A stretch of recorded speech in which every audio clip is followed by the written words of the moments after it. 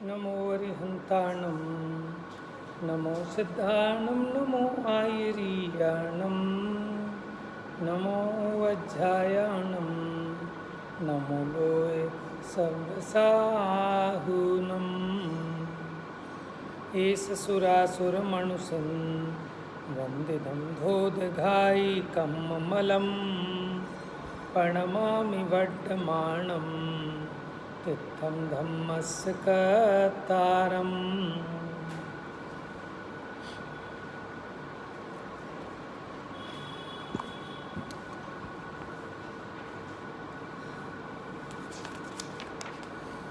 हाँ, तो कल हमने चर्चा की थी गाथा 213 से कि श्रावण्य के छेद के आयतन होने से परद्रव्य प्रतिबंध निषेध करने योग्य है। फिर सूक्ष्म प्रतिबंध भी निषेध करने योग्य है।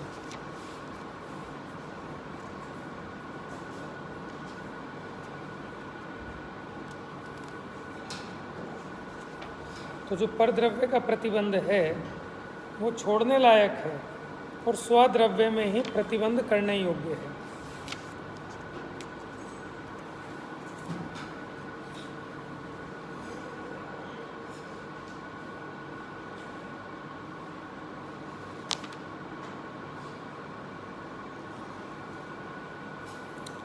फिर गाथा 215 माइक चलेगा। वो संडे वाले दिन के बाद खराब हो जाता है।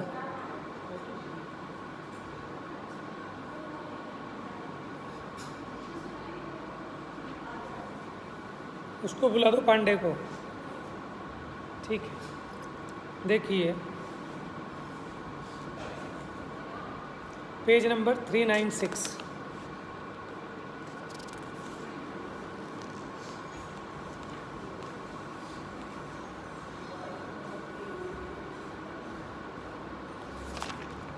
भावार्थ देखिए गाथा 215 का। देखना कहीं से इसकी लीड निकली हुई है क्या? यहाँ तो ठीक है, यहाँ लगी हुई है लीड। अच्छा, इसके सेल वीक हो गए होंगे। फिर लाइट तो जल रही है।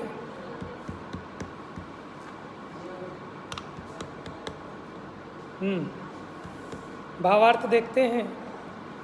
आगम विरुद्ध आहार विहार आदि तो मुनि ने पहले ही छोड़ दिए हैं। अब संयम के निमित्त पने की बुद्धि से मुनि को जो आगमोक्त आहार, मैंने जैसा आगम में बताया है, अनशन, गुफा आदि में निवास, 396 पर सबसे नीचे भावार्थ, विहार, देह मात्र परिग्रह, अन्य मुनियों का परिचय और धार्मिक चर्चा वार्ता पाए जाते हैं, उनके प्रति भी रागादि करना योग्य नहीं है। उनके विकल्पों में भी मन को रंगने देना योग्य नहीं है। इस प्रकार आगमोक्त आहार विहार आदि में भी प्रतिबंध प्राप्त करना योग्य नहीं है, क्योंकि उससे संयम में छेद होता है। देखो, जो मुनि की भूमिका के योग्य ही नहीं है, उनकी तो बात ही नहीं है। लेकिन मुनियों की भूमिका में जैसे आगम के अनुसार आहार विहार निवास, ठीक है, मुनियों में आपस में धार्मिक चर्चा आदि, उसमें भी अपने उपयोग को लगाना योग्य नहीं है। तो छेद क्या है? छेद किसे कहते हैं, इसका उपदेश करते हैं। गाथा 216। अपयत्तावाचर्या शयनासन ठाण चंकमादिषु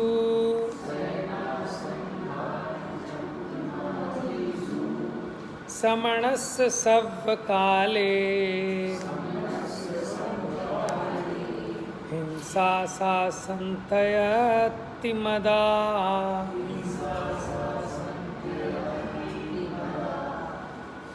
आसन शयन गमनादि के चर्या प्रयत्न विहीन जे जानवी हिंसा सदा संतान वाहिनी श्रम।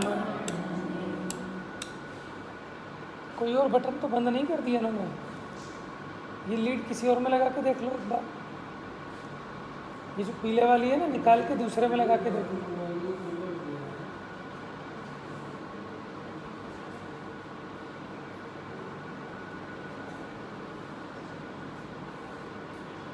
कहीं कोई बटन बंद हो।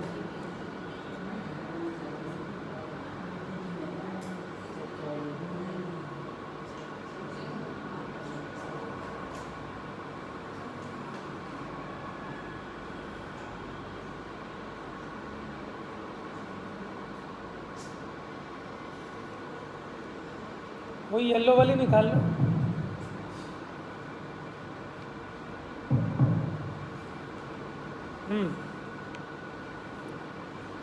अब छेद क्या है देखिए। श्रवण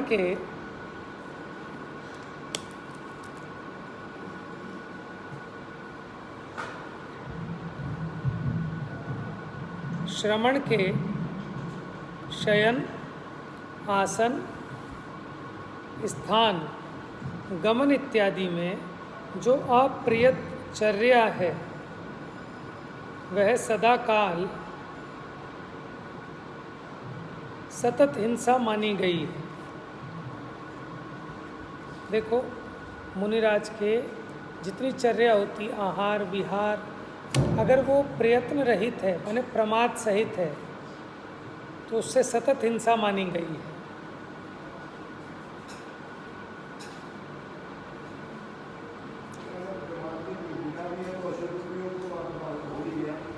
हाँ,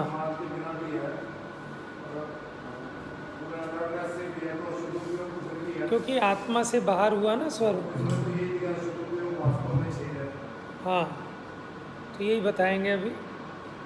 देखिए गाथा का अर्थ। श्रवण के शयन, आसन, स्थान, थोड़ी सी और तेज करो। शयन, आसन, स्थान, गमन इत्यादि में जो अप्रियतचर्या है वह सदा सतत हिंसा मानी गई है। टीका। अशुद्धोपयोग वास्तव में छेद है, क्योंकि उससे शुद्धोपयोग रूप श्रामण्य का छेदन होता है। देखो, छठा गुण स्थान का नाम है प्रमत्त, ठीक है, और उससे ऊपर अप्रमत्त है। लेकिन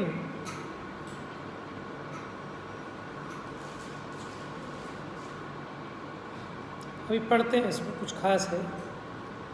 अशुद्ध उपयोग वास्तव में छेद है, माने वो ये कह रहे हैं कि भले मूल गुणों को पालने में लगे हैं, वो तो अशुद्ध उपयोग हो गया। भाई साहब का ये कहना था, है ना? हाँ,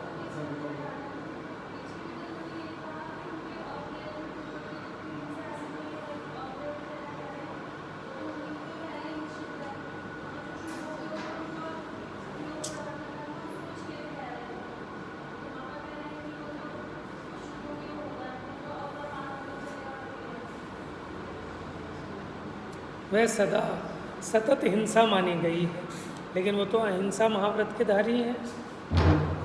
अशुद्धोपयोग वास्तव में छेद है, क्योंकि उससे शुद्धोपयोग रूप श्रामण्य का छेदन होता है, और वही माने अशुद्धोपयोग ही हिंसा है। हाँ, क्योंकि उससे शुद्धोपयोग रूप श्रामण्य का हनन होता है, इसलिए श्रवण के जो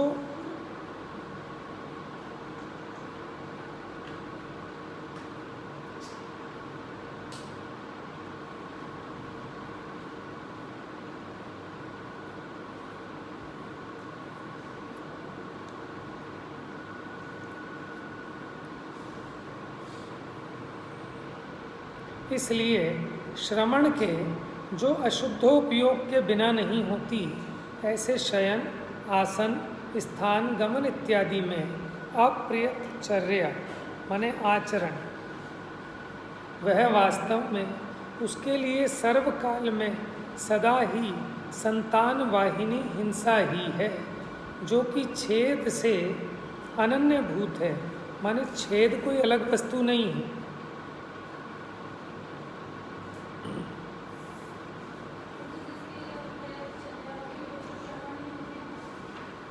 वही ना, ये जो अप्रियत शब्द का अर्थ किया, इसका मुझे ऐसा समझ में आता है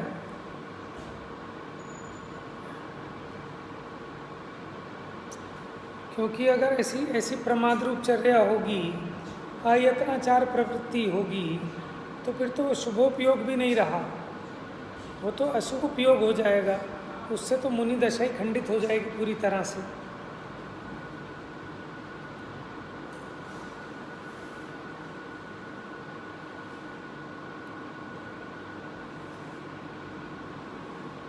भावार्थ देखिए, अशुद्धोपयोग से शुद्धोपयोग रूप मुनित्व छिदता है, हनन होता है। इसलिए अशुद्धोपयोग छेद ही है, हिंसा ही है।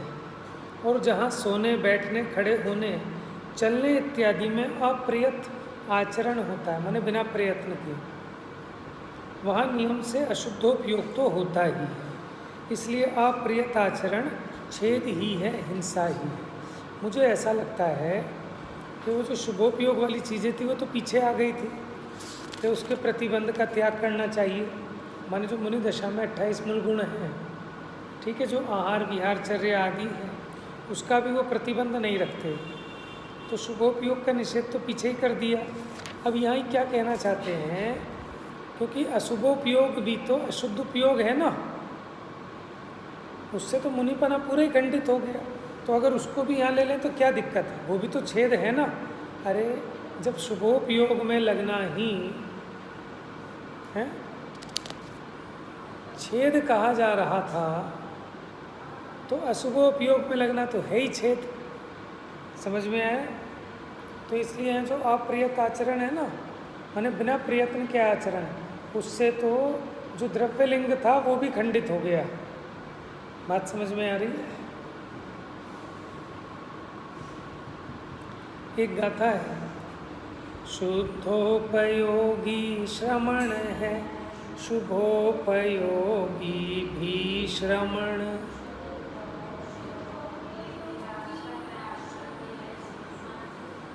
शुद्धोपयोगी निराश्रवी हैं, आश्रवी हैं शेष। अब वो कह रहे हैं, थोड़ा और अभी पढ़ते हैं, इसमें गाथाएं आएंगी तब इस रहस्य का खुलासा होगा। तो यहाँ जो इस गाथा में मुझे समझ में आ रहा है, वो ये कह रहे हैं कि जिसको अप्रियत चर्या हो रही है, उसको अशुद्धोपयोग के बिना ऐसी चर्या नहीं हो सकती। तो अशुद्धोपयोग हुआ तो शुद्धोपयोग रूप जो संयमपना था, श्रावण्य था, उसका छेद तो हो ही गया। हाँ, तो मुनिराज अगर असावधानी से गमन करें तो फिर तो उनके मूल गुण भी खंडित हो जाएंगे।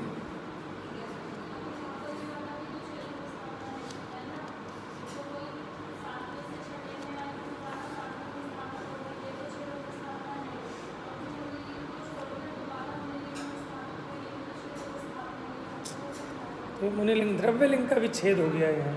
वो पीछे भावलिंग का छेद था और अब ये द्रव्यलिंग का छेद हो गया एक तरह से।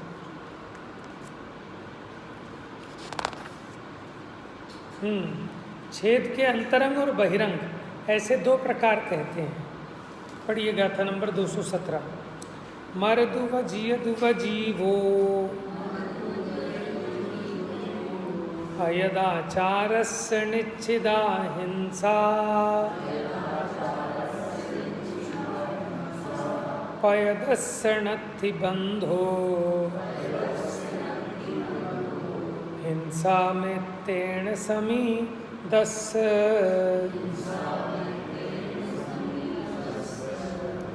जीवो मरो जीव यत्नहीन आचार त्याग हिंसा न की समिति प्रयत्न सहित ने नहीं बंद हिंसा मात्र। हाँ, मारो न मारो जीव को हिंसायत नाचार से, तब बंद होता है नहीं जब रहे यत्नाचार। पीछे वाली गाथा से जुड़ा हुआ है।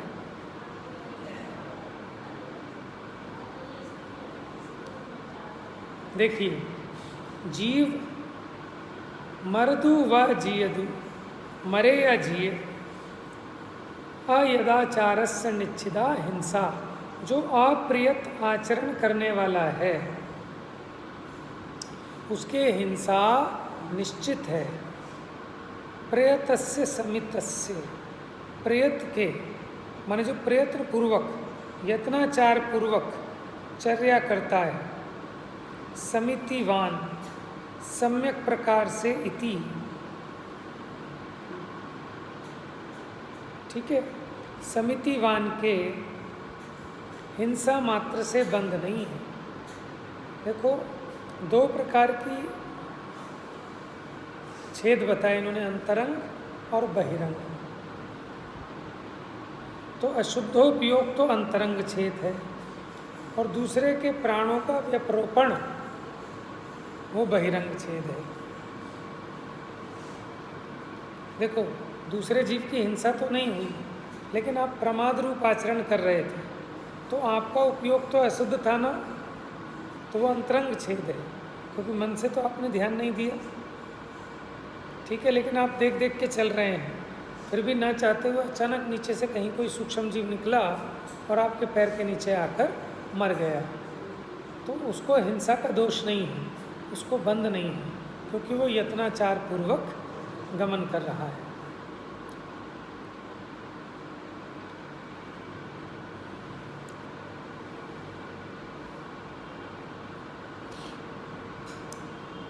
अशुद्धोपयोग अंतरंग छेद है। अब यहाँ हिंसा की तरफ से बता रहे हैं कि हिंसा, एक हिंसा को लेकर अंतरंग छेद और बहिरंग छेद बता रहे हैं। तो मुनिराज के हिंसा हुई कि नहीं हुई, देखो देख के नहीं चल रहे थे, मुंह ऊपर करके चल रहे थे, एक भी जीव नहीं मरा। हिंसा हुई कि नहीं हुई, बाहर में तो कोई जीव नहीं मरा, लेकिन अंतरंग छेद हो गया। अब देख देख के चल रहे हैं,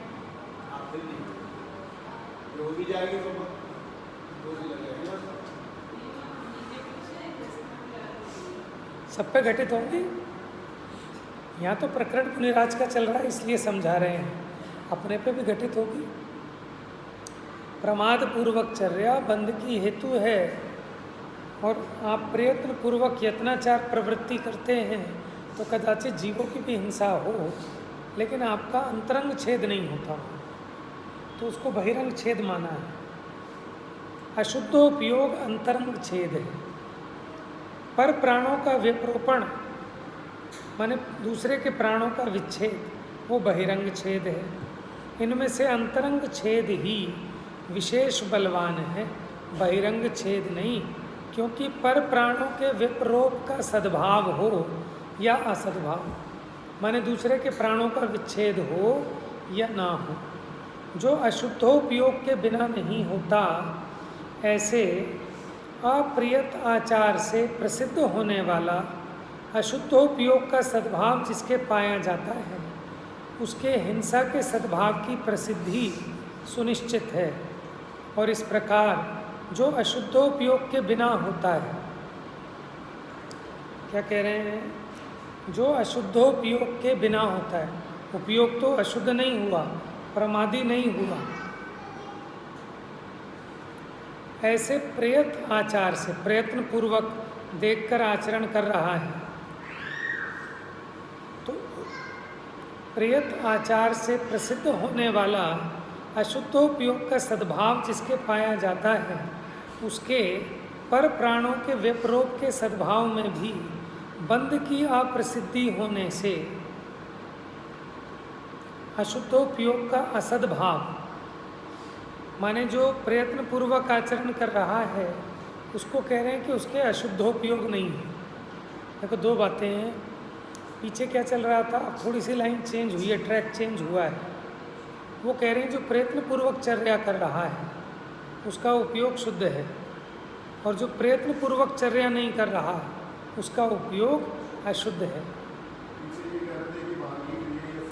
हाँ बराबर, वो परक द्रव्य का प्रतिबंध निषेधने योग्य है।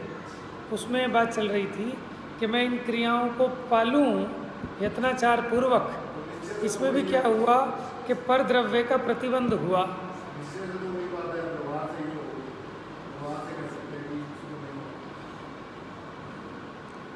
तो उनके पर प्राणों के व्यपरोप के सद्भाव में भी बंध की अप्रसिद्धि होने से हिंसा के अभाव की प्रसिद्धि सुनिश्चित है, यानी उनको जीव के मरने पर भी हिंसा नहीं है।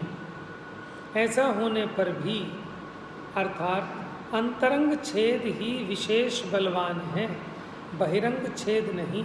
ऐसा होने पर भी बहिरंग छेद अंतरंग छेद का आयतन मात्र है। क्या कि बहिरंग छेद अंतरंग छेद का स्थान है, इसलिए उसे स्वीकार तो करना ही चाहिए। मैंने उसको भी इसलिए छेद माना है। किसको? कि भले ही आप यत्नाचार पूर्वक चल रहे थे लेकिन आपके निमित्त से जीव मरा तो उसको भी दोष माना। भावार्थ, शुद्धोपयोग का हनन होना वह अंतरंग हिंसा अंतरंग छेद है, और दूसरे के प्राणों का विप्रोपण होना बहिरंग हिंसा बहिरंग छेद है।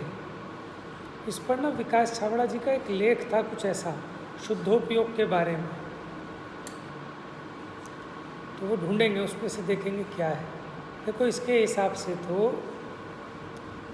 अगर कोई अपने मूल गुणों में भी प्रयत्नपूर्वक आचरण कर रहा है तो उसको शुद्धोपयोग कहा है। इस गाथा के हिसाब से बात आ रही है। अशुद्धोपयोग किसको कहा? कि जो प्रयत्नपूर्वक चर्या नहीं कर रहा, अप्रयत्नपूर्वक चर्या कर रहा है, उसका उपयोग अशुद्ध होने से उसको बंद कहा।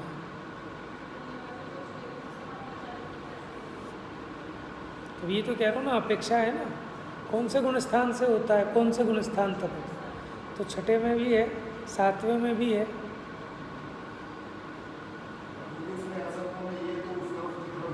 आप एक बात बताओ, छठे वाले भी मुनि, सातवें वाले भी मुनि, ठीक है। और एक गाथा आई, शुद्धोपयोगी श्रवण है, शुभोपयोगी भी श्रवण, शुद्धोपयोगी निराश्रव हैं, आश्रवी हैं शेष सब। ठीक है, नहीं दोनों को श्रवण तो दोनों को माना है, श्रवण पने का घात तो नहीं हुआ, लेकिन वहाँ उनको आश्रव हो रहा है। माने हम अध्यात्म की मुख्यता में जब बात करते हैं तब ये बात करते हैं कि मूल गुण का पालन है, इससे भी उनका श्रावण छेद हो गया, छेद है। लेकिन अगर देखा जाए तो श्रावण दो प्रकार का था, एक अंतरंग और एक बहिरंग। तो अंतरंग वाले का छेद हुआ, ये बात ठीक है, लेकिन बहिरंग वाले का छेद नहीं हुआ। और जहाँ बिल्कुल ही अप्रयत आचरण हो रहा है तो जो बहिरंग श्रावण्य था उसका भी छेद हुआ।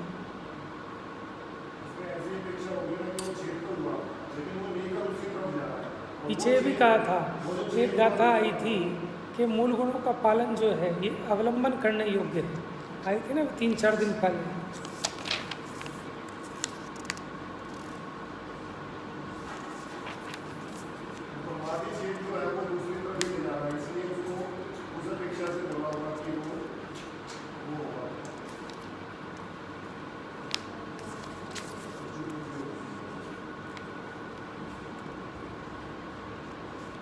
देखो छेद दो प्रकार का बताया था, पेज नंबर 391 टीका नीचे, जब उसमें बताया था कि कैसे माने अगर काय चेष्टा संबंधी है तो स्वयं ही उसकी आलोचना क्रिया कर ले, और अगर काय के अलावा ये उसमें उपयुक्त इसका उपयोग भी लग गया हो तब वो श्रवण के पास जाकर आलोचना करे।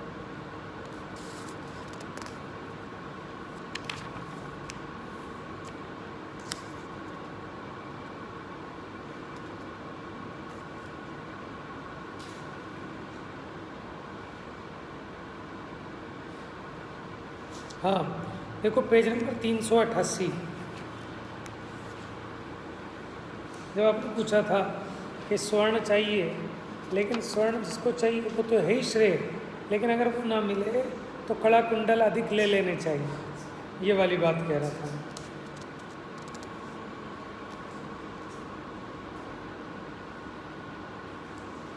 मिला आपको 388, नीचे देखो। जब निर्विकल्प सामायिक संयम में आरूढ़ता के कारण जिसमें विकल्पों का अभ्यास नहीं है, ऐसी दशा में से च्युत होता है, तब केवल स्वर्ण मात्र के अर्थी को कुंडल, कंकन, अंगूठी आदि को ग्रहण करना भी श्रेय है। किंतु ऐसा नहीं है कि कुंडल इत्यादि का ग्रहण कभी न करके सर्वथा स्वर्ण की ही प्राप्ति करना ही श्रेय है।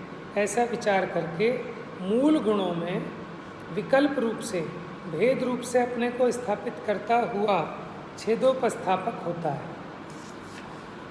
तो कह रहे मूल गुणों में, और क्या बताए थे मूल गुण? ये बताए थे व्रत, समिति, इंद्रिय रोध। ठीक है, इसमें इस बात को समझना चाहिए, हम कहीं ज़्यादा उसमें आके भी खिंचाव नहीं करना चाहिए। पढ़ते हैं अभी इसको, फिर इसमें कुछ रहस्य मर्म खुलेगा तो आप लोगों से शेयर करेंगे इसमें।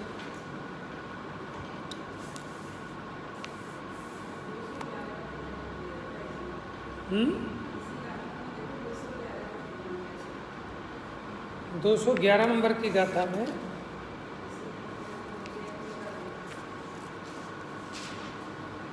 हाँ, ये तो ये लिखा है ना कि यदि श्रवण के प्रयत्न पूर्वक की जाने वाली काय चेष्टा में छेद होता है, इसका मतलब मूल गुणों में जो छेद होता है उसे तो आलोचना पूर्वक क्रिया से ही निपटा लेना चाहिए। और अगर उस छेद में उपयुक्त हुआ हो, माने उपयोग से भी उस छेद में उपयुक्त हो गया हो, तो उसे व्यवहार कुशल श्रवण के पास जाकर आलोचना करके जैसा उपदेश दे वैसा करना चाहिए। तो एक को बहिरंग छेद कहा, एक को अंतरंग छेद कहा।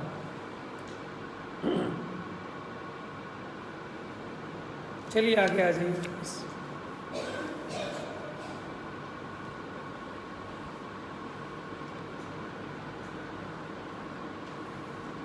देखिए भावार्थ, पेज नंबर 399।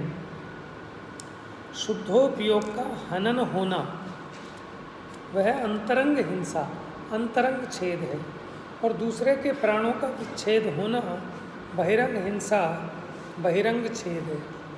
ठीक है, अब देखो एक तरफ तो अपने मूल गुणों की हानि होना ये बहिरंग छेद है। ठीक है, मूल गुणों में हानि होना ये बहिरंग छेद है, और अपने शुद्धोपयोग से च्युत होना ये अंतरंग छेद कहा था। लेकिन अब यहाँ केवल मूल गुणों में से च्युत होना उसको कह दिया अंतरंग छेद, और उससे च्युत तो नहीं हुए, लेकिन फिर भी अपने निमित्त से बाहर में किसी जीव की हिंसा हुई तो उसको कहा बहिरंग छेद। देखो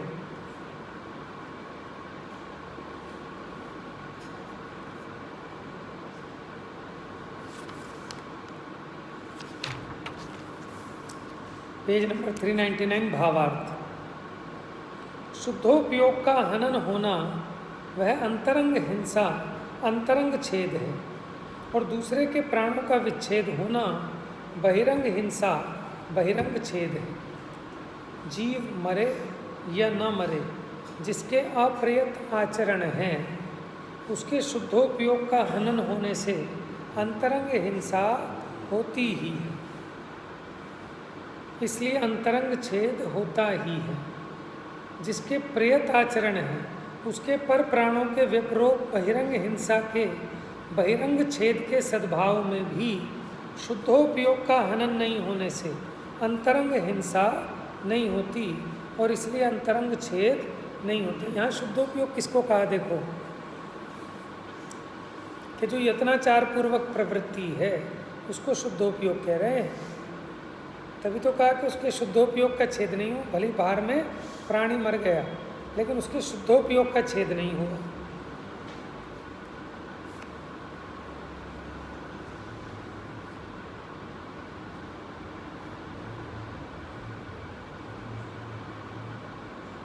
देखो फुटनोट पढ़ो 399 पेज पे सबसे नीचे, जहाँ अशुद्ध उपयोग नहीं होता वहीं प्रयत्न आचार पाया जाता है। प्रयत्न पूर्वक चर्या कहाँ पाई जाएगी? जिसका उपयोग शुद्ध है। इसलिए प्रयत्न आचार के द्वारा अशुद्ध उपयोग का असद्भाव सिद्ध होता है। जिसको प्रयत्न पूर्वक 28 मूल गुणों का आचरण हो रहा है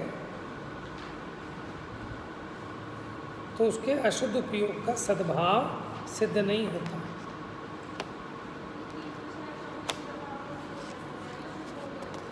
हाँ,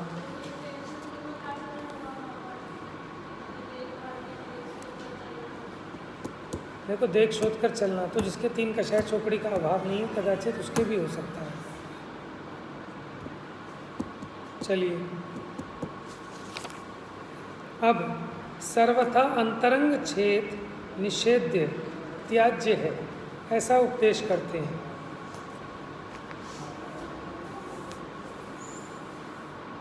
(400 नंबर पेज, गाथा नंबर 218।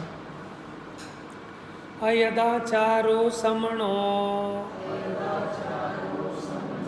छस्सु विकाय सुवद करोति मदो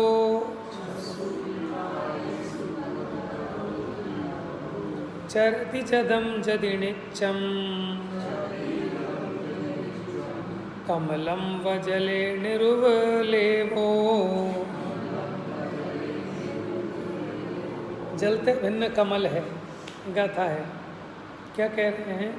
अयदाचारो समणो, यानी अयत्नाचार वाला श्रमण छस्सु विकायेषु वध करोति मधु, 6 कायों संबंधी वध का करने वाला, मदो माने मानो, किसको? कि जो अप्रयत्न पूर्वक आचरण है जिसका, उसे 6 काय के जीवों की हिंसा करने वाला जानो। चरदि जदम जदि निच्चम,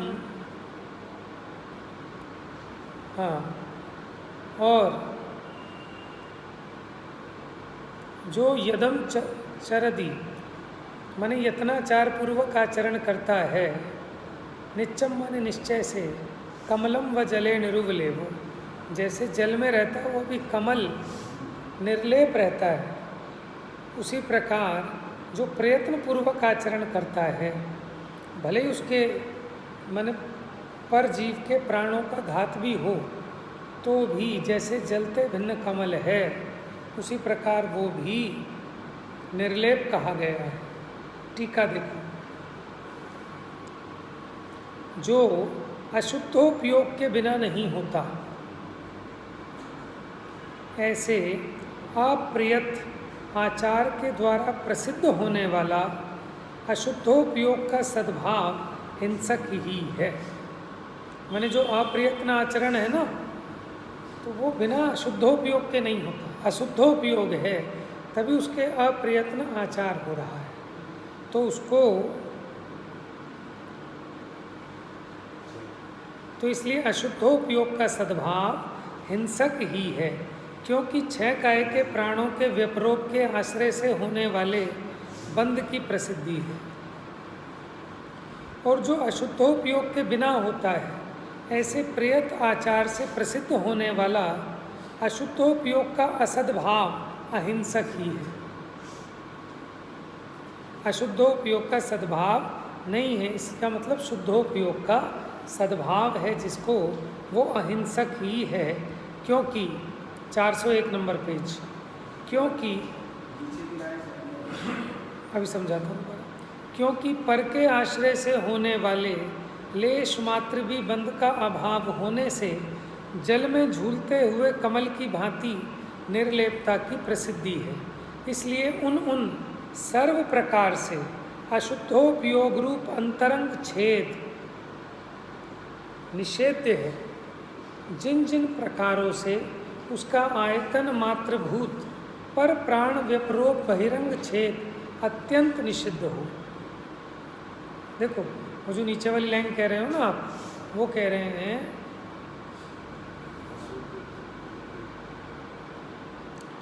दो बातें कही कि 6 काय के माने जिसको प्रयत्न पूर्वक आचरण नहीं है उसके शुद्धोपयोग का अभाव है, ठीक है। अब उसके निमित्त से 6 काय के प्राणों का व्यप्रोपण हो या ना हो, उसको बंध की प्रसिद्धि है। और जिसके प्रमाद पूर्वक आचरण है,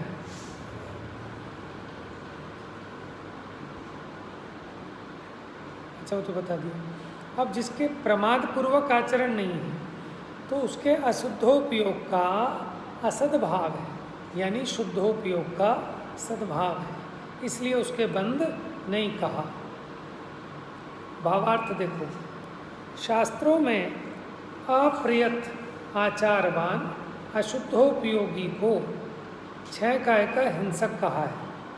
माने जो प्रयत्न पूर्वक आचार नहीं करता वो 6 काय का हिंसक है। और प्रयत आचारवान शुद्धोपयोगी को अहिंसक कहा है। इसलिए शास्त्रों में जिस जिस प्रकार से 6 काय की हिंसा का निषेध किया गया हो उस समस्त प्रकार से अशुद्धोपयोग का निषेध समझना चाहिए। वो कह रहे हैं अनेक अपेक्षाएं हैं, कुल मिला के जितना भी प्रकार का अशुद्धोपयोग है वो सब निषेध करने योग्य है। अब आगे बात करेंगे उपाधि की, परिग्रह की। तो जैसे हमने हिंसा का कहा ऐसे परिग्रह का बता रहे हैं,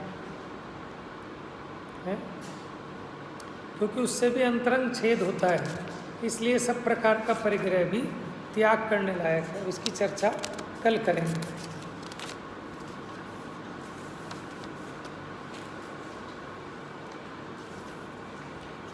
जा वाणी के ज्ञान से सूझे रोका लो, सो वाणी मस्तक नमो सदा देत हूँ धो।